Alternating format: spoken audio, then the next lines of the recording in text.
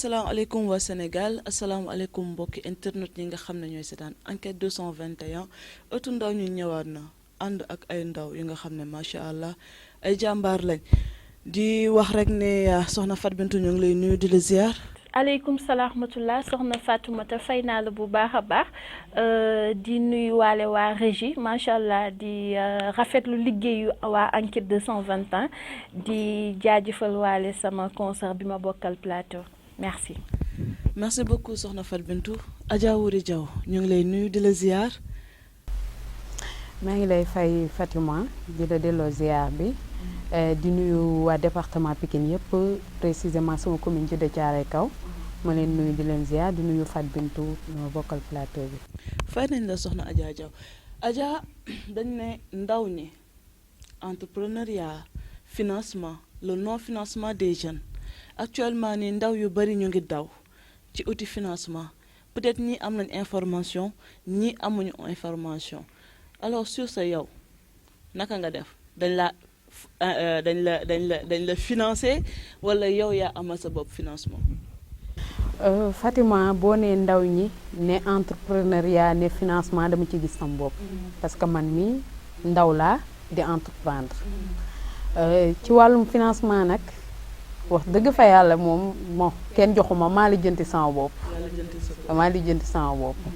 waaw information yi wax dëgg fa yàlla am naa ko dem naa it fañ ma wax déposé naa def naa li ma war yëpp mais munoo xaar ndax boo toogee di xaar ci luñ la war a jox te yow nga war a mën a góorgóorlu am loo départale sa bopp ci laa dal di jël sama départ mais ba tey jotuma dara. waaye nag Adja du ñëpp am possibilité bi nga am mën a lijjanti mën a dem gérer loolu léegi ñi nga xam ne ñoo war a mën a def les financements la ñoom affaire bi naka la demee information bi jàll na wala jàllul wala xale ñoo demul vers l'information.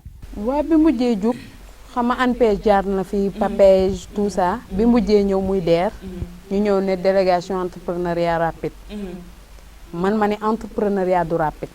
lu tax ne du rapide. parce que entrepreneuriat dafa am yoon boo jëlee ndaw nga ñëw dugal ko ci monde entrepreneuriat da nga ko war a former jaarale ko fi nga xam ne la war a jaar pour que mu réussir ci ay projet. fan la war a jaar pour réussir ci ay projet. parce que nga ñëw pour entreprendre du da ngay ñëw def tey taxawal sa entreprise tey mu réussir tey. maanaam juddu tey processus la tey dox tey. waaw te avec DER bii baax na de mais fi mu ñëwee it baax na mais forme bi ñu demee moo baaxul parce que ku ci créer tey juddu tey dee nga tey. ah bon. te en plus de ça da ngay gis ndaw bu ñëw ak projet mu nekk ay 2 millions du jot lu dul 200 000 ndaw boobu defoon na ci xelam ni que projet am 2 millions la te ba muy dem formation ba biñ koy ubbil comptam ñi ngi def ci xelam ni que 2 millions yooyu lañ koy jox te yaakaar naa ni que nit ki ñëw andi projet am nga ne ko sa projet bancable na ba nga war koo jàppale financer ko bu fekkee que ni que projet am yow leer na ne ni que 2 millions yii doo ko financer xamal ka ni kon yow kat ak 2 millions yii sa projet munul dem. waaye li may dégg projet bancable lu bëri na de. li ci ëpp nag moo am te moo xew bi département de Pikine. parce que fa laa dëkk fa laa mën a waxee. bu fekkente ni da ngeen di former nit ki jàngal ko naka lay bindee projet mu ñëw mu indiwaat projet ñu ne ko bancable kon faute bi ci kan la. te bala ñu naan la sa projet bancable sax nag dinañ la accompagner ci wàllum finance bi. defal la ay formation ubbil la sa compte. après nag ñu ne la sa projet bancable. kon manque de bancabilité boobu fan la. ci ñi leen former parce que ki ñëw pour accompagner la. bu ëlbatikoo ñëw former la. jox la ay bagages ëlbatikuwaat ne la lam la joxoon baaxul kon problème bi ci moom la jóge. kon damay déggaat si ne rek puso boobu noonu ñu war a créer guñ ko ba tey. ba tey laalaguñu fi nga xam ni que fa lañ war a laal. fan lañ war a laal Adja. boo ñëwee ci ndaw pour former ko pour jàppale ko mu taxawal entreprise am danga koy bàyyi mu wane mëninam. mais bul ñëw fekk ndaw ci mëninam nga bëgg ko cee dindi indil ko sa mënin day réer ci biir. d'accord mais ma foofu tuuti ma ñëw. Fatou Bintou dégg nga li soxna Adja wax. bu baax. ndaw boo ko yoree danga koy jàngal ci mëninam. wala fu mu mëneewul. yow lan ngay wax ci loolu. waaw tey boo ma woowee ci ëttum ndaw thématique bi di maanaam ndaw ak non financement des jeunes loolu boo ma ci laalee en ma qualité de juriste faw ma dugg ak yow ci droit du travail ba pare dugg ak yow ci droit social autant pour moi dugg ak yow ci code du travail parce que article 1 en vertu de l'article 1 dafa ne le droit au travail est reconnu à tout citoyen comme un droit sacré mu ñëwaat ne l'État met en œuvre tout pour l'aider à trouver un emploi et à le conserver mu ñëwaat ne l'État assure l'égalité de chances et de traitement à tous les citoyens en ce qui le concerne l'accès à la formation professionnelle et à l'emploi mu tegaat ci ne sans distinction de race de sexe d'origine ak de religion donc travail doon li nga xamante ni ci taxawaayu état dañ ko war a nangul ndaw lu war a am la nga laaj ma léegi laaj bu am solo muy maanaam wàllum bancabilité bi loolu nga ma laaj ndax formation ndaw est-ce que c'est bancable ou pas bon gis nañ ko fi gisaat nañ ko fi jeune bu defar projet ba mu rafet ñëw déposer ko mais du bancable. lu tax du bancable. du bancable parce que projet bu baax dëgg day am rentabilité. c'est important xam nga en qualité de professionnel am na yi nga xamante ni kenn du ko bàyyi mu jàll. ndax am na ñi nga xamante ne tey bu ñu waree taxawal entreprise dañu war a bañ mais dañ leen war a tegaat ca yoon wa war. ban yoon lañ leen war a teg Fatou Bintou. waaw je pense que sama consoeur bi wax na ko léegi et état dafa def disposition yi depuis très tôt et muy ONFP dafa doon office national pour la formation professionnelle.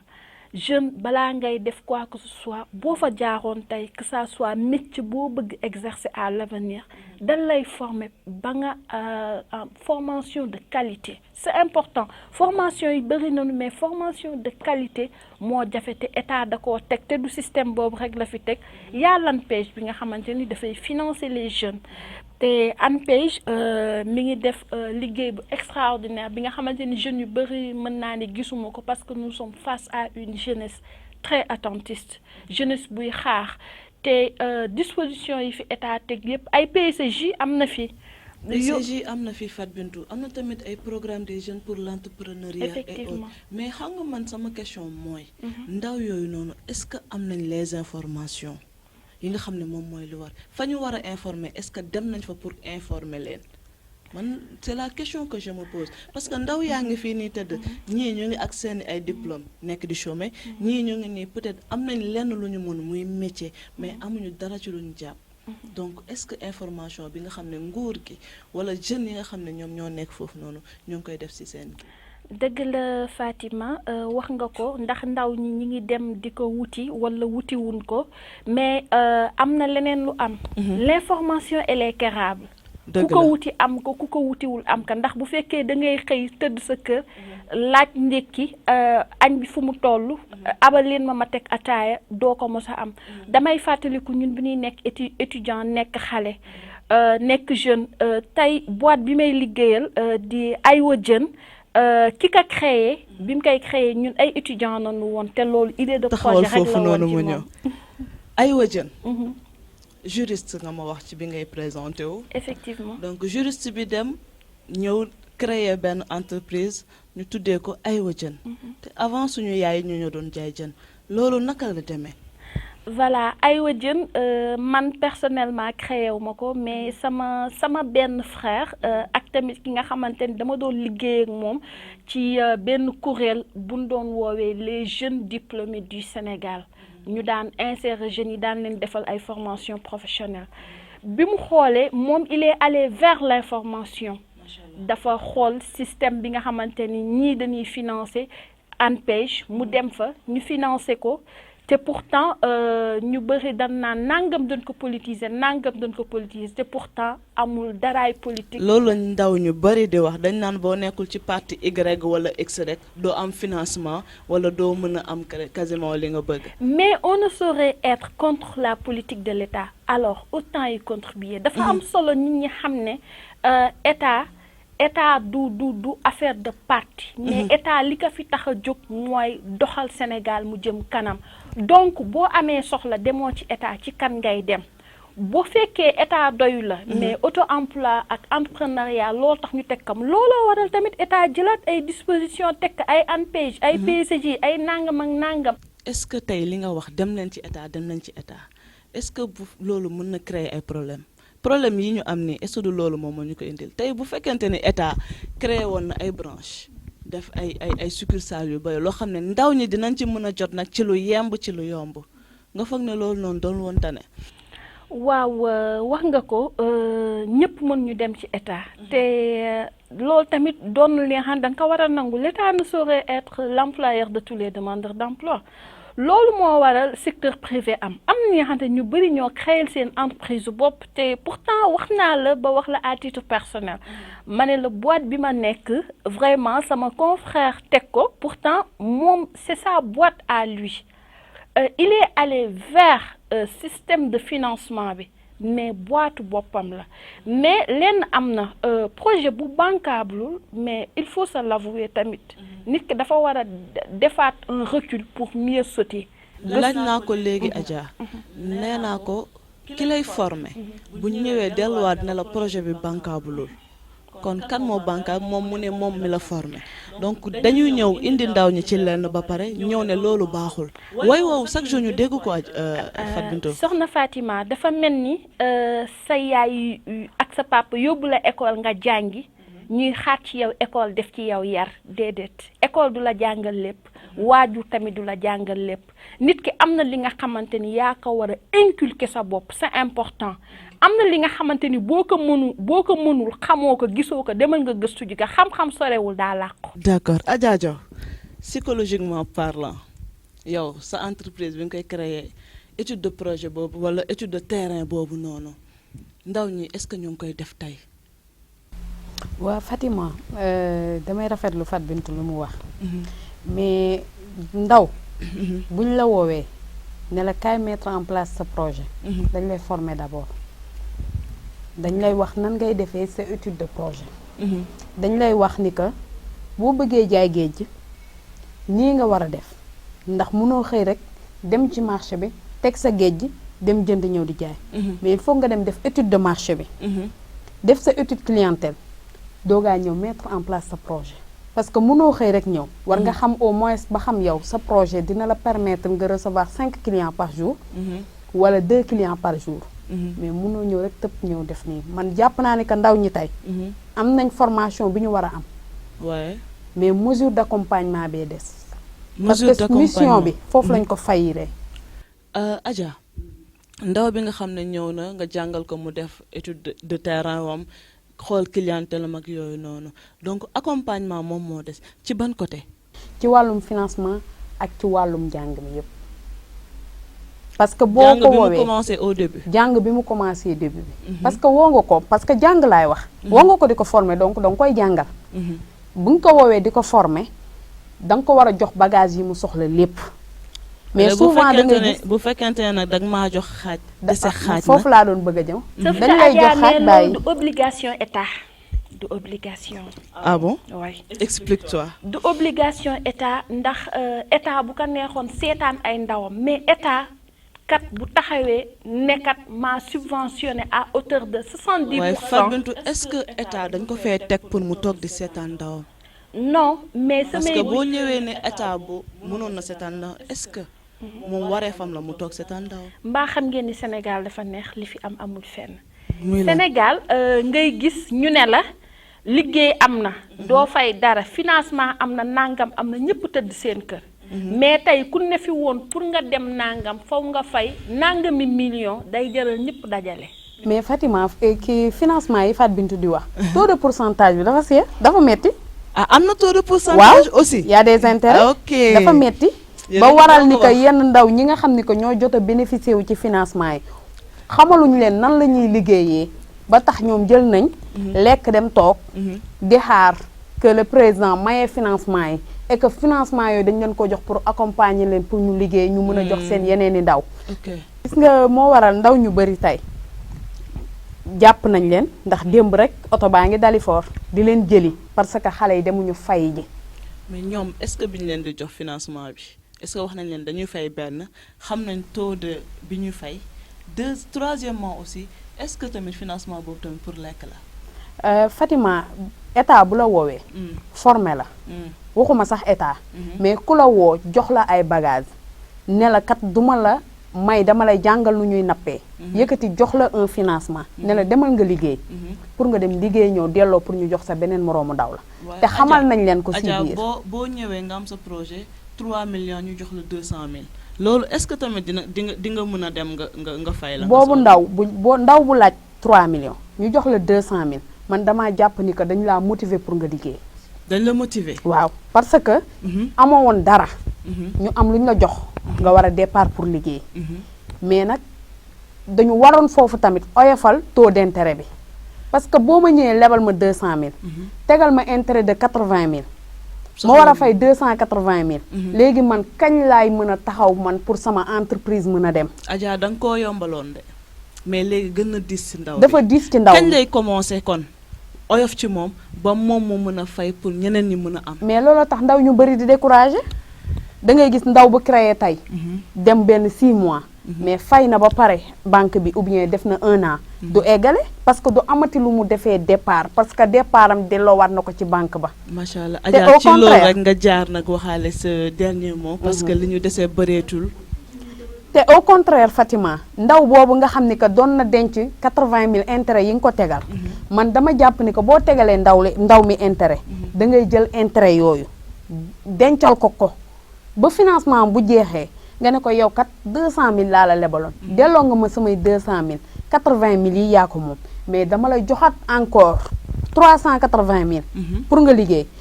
tegalaatal ko intérêt mais ndaw boobu bu ñëwee fayaat la. da nga koy bàyyi nekkatul intérêt Adja. non léegi intérêt boobu muy doon. waaw day demal boppam parce que fii 2 ans demal boppam. système bi ma lay wax nii. dama ko def ak ay jigéen def ko ak ay ndaw dencal leen chaque weer 6 000 francs. yow kon yow genre tontine nga nekk nga comme genre tontine lay doon intérêt boobu ñuy teg ci seen xaalis. dañ ko def pendant 2 ans. tey fi tey 72 000 lañ doon denc année bi 2 ans yi ñu ngi am 120 000. 2 ans yooyu man séqatuma ak yow jox la xaalis pour nga dem liggéey rendre nga ma li ma la joxoon je te donne 120 000 yi nga fi am yaa ko moom mais dama naan la tu continues de verser les 6 000 francs nga dem di liggéey ndaw boobu li muy liggéey moo ko moomal boppam. entreprise boppam la. ay fonds boppam la mais bu fekkee man dama ko tegal intérêt en retour intérêt boobu ma jëlaat ko ci moom ci li muy liggéey moom bénéfice am laa jël kañ lay ndaw boobu di développé. loolu laa la laaj sànq. du mës a développé kon instant bii nii yow jàppale too ko mais da nga ko gën a sonal. dama ko gën a suuxal. da nga ko gën a suuxal. waaw kon ce qui veut ne ñii di financé dañu gën a suuxal ndaw ñi. dañ leen gën a suuxal en plus ñu boole leen ak ay banques yoo xam ni que vraiment aidé wu ñu ndaw ñi nag vraiment am na ñoo xam ne dañu toog yàccaaral. te du yoon. ndaw waroo xaar yow yaa war a jug def. man d'accord ma ñu naan leen vous êtes l'avenir de demain déedéet ñun tay la. nous sommes l'avenir. waaw incha allah tay la d'accord ñu suba donc waruñu xaar. en plus de ça suñu maman yi aussi war nañ ñoo mën a jàppale ndax dëgg la nag état mënul def lépp fii kumba am nday kumba amul nday moo fi nekk kenn mënu ko dindi. c'est malheureux mais suñu yaay yi seen natt yi ñuy bokk. di teggi ay 500 000 ay 800 000 ay 1 million di ko yàqate. loolu bëgg ñu jox leen ko jox ko seen doom yi. vraiment kontaan nañ trop ci dalal la ci ëttu ndaw ñi vraiment lan ngay tàggatoo. waa di rafetlu émission bi parce que lii ndaw ñi dañ koo soxla enquête 221 yéex na def lu mel nii parce que dina permettre ndaw ñi toog mën a génnee seen xalaat mën a wax li nga xam ne que naqari na leen ak li leen naqariwul donc dañ koy rafetlu. di la remercier yow tamit Fatima ci invitation bi ñu defal di ca jaare rek di nuyu sama mbokk yi waa MJDT mouvement des jeunes pour le développement de Thiaroye ak waa Pikine yëpp surtout nag waa Djiddah Thiaroye Kaw merci. merci beaucoup Adja alors sama juriste bi dégg nga li Adja wax lan nga ciy teg. fi ngeen daanelee fa lay tàmbalee. nit ubbi nangamam di jaay nangam. nit ñëw fekk si ka si loolu di ko jaay nga xamal ka ni ka ku nekk sa wërsëg mais ça c'est de la concurrence déloyale. concurrence déloyale. waaw lan mooy concurrence déloyale. maanaam loolu tey yoon dalaa war a topp ndax xam nga nu mu lay toppee. tey boo gisee ma ñëw gis kii di jaay ma jaay loolu yoon war ma topp.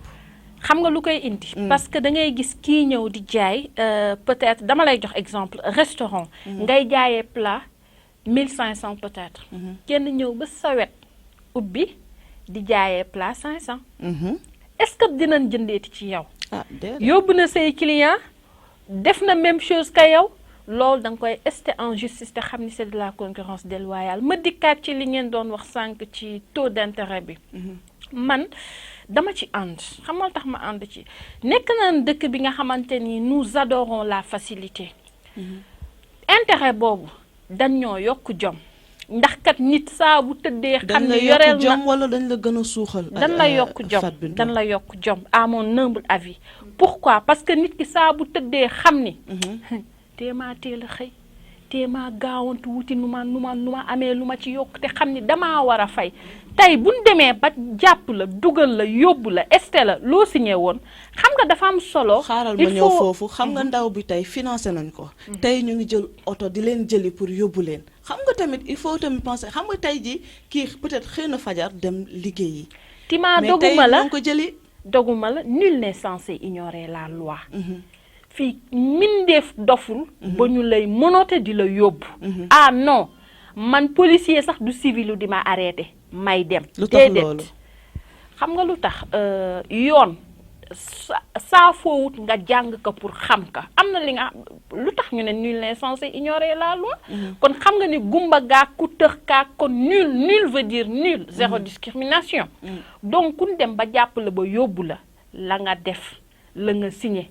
la nga nangu ba pare mataloo ko. ah doo ko wax donc man je pense que taux d'intérêt boobu yokk jom la mais ñun jeunes yi am na ñu neex a jàppale moo tax DER bi bañ nan ko ba délégation générale pour à l'entrepreneuriat rapide. bañ nan ko ba dañu favoriser la femme ndax femme dafa am jom. nan ko wax te di góor. fonk naa góor ñi bëgg naa leen ndax ñooy suñu waajur ñooy suñuy frère mais tey góor boo fi jox xaalis bu amee benn jabar xaalis ba nga ko jox pour mu defee ji ko takkee na ko ñaareel pour lan loolu. mais Fatou Bintou DER bi ngay wax tey 30% de la jeunesse bi nga xam ne déposé woon jotuñu seen ay financement aussi. effectivement mais tamit ñu ci bëri projet yi ñu déposé moo aptul bancable rentable tey projet dëgg boo demee ba di ko déposé. yow mi koy déposé war nga mën a xam ni balaa ngay egg balaa ngay wàññeeku ñu wala téléphone dafa neex. ndax xam nga lu tax. yow am na fooy dem di xëy di wuti ji liggéey. balaa ngay egg yow xam nga ni balaa ngay wàññeeku ñu ne la allo Fatima vraiment nous avons besoin de toi. lu waral loolu. parce que l'audace a du génie de la magie et du pouvoir nit ki ba ci ni ngay solo. dafay feeñ ba ci li ngay bind. ba ci ni ngay waxee dafay feeñ ba ci sa comportement. nit dafa am solo li ngay refléter mu doon li nga xamante ni moo ne ci yow. parce que tey bu fekkee da nga bind projet bi nga xamante ni c'est pas adéquat ak environnement Sénégal c'est pas adéquat ak réalité yi. concordul. tey projet boobu ana banque projet boobu nan la bancable tey Sénégal bu ko accepté woon tamit du la apporter yow mi moom projet bi. Fatou Bintou waxtaan bi neex na trop macha allah mais li ñu deseeti ci waxtu bariwul laka ngay tàggatoo. xanaa sama tàggatoo lu yomb la mooy di sant di gërëm jeunesse su Sénégal ndax kat ay jàmbaar nanu li ma ko xamal mooy chaque jour 4 heures du matin laay xëy waaye saa bu may xëy 4 heures. damay gis jeunes yi di daw di njëkkante bus mu fees loolu sama yaram day daw sama xol day tooy may lancer un appel état di ko xamal ni ko na bàyyiwaat xel jeunesse boobu ndax ka ndaw ñooñ di daw di dugg ci bus yi ak ñoo yellool bañool yu rafet a rafet macha allah ak ñoo yellool toog ci bureau yi waaye sant yàlla ku nekk ak fi yàlla ubbi sa buntu wërsëg ñu bañ a xeeb li nu sunu borom dénk muy ab néew muy lu bëri di sant surtout waa enquête 221 man nag daa am ki nga xamante ni kooku moom dama ko bëgg dama ko sopp parce que man damaa bëgg professionnalisme muy Amina Paye ku ma bëgg la ku ma sopp la sur tout ce qu'elle fait macha allah elle est bien yow Fatoumata la yow moom man ak yow xamante noonu di la remercier ci invitation bi vraiment di sant surtout pertinence su soxna Adja macha allah kontaan naa si trop di sant waa régie ñëpp asalaamaaleykum wa rahmatullah. waaleykum salaam wa rahmatullah yéen ndaw ñi li lañ indiloon tey ci enquête 221 léegi nag danañ leen jox dig daje ci beneen numéro xam naa ne may dem fekk siwaat gars yi ba beneen yoon di jaajëfal itam waa régie Roger Amina Pay Mor allez ba beneen yoon.